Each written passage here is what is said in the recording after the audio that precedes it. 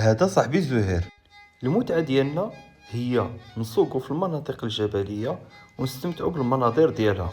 علاش دينا طريق سد تمسنا، وفي الطريق واجهتنا واحد العين اللي وقفنا باش نرويو فيها عطشنا، وكان الماء ديالها بارد وبنين.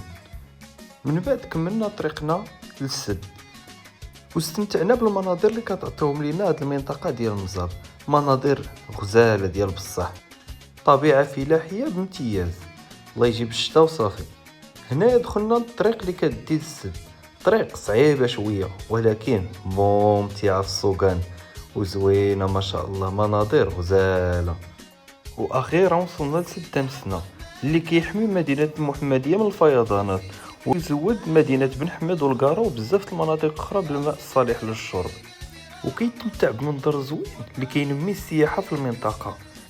من بعد ما سالينا الزيارة ديالنا شدينا الطريق لبن حمد، وبالضبط لدوار ولاد محمد، مسقط الرأس ديال صاحبي زهير. هاد الدوار اللي تنطلق فيه السكينة والطمأنينة وراحة البال. ديما ننصحكم تزوروا المناطق المغربية، غير هو حاولوا تردوا البال في الطرقات، بعض المرات شي مناطق تيكونوا فيهم طرقات صعبة. غير زعموا شوية ومناطق مغربنا الحبيب تستاهل الزيارة، مناظر واعرة بزاف.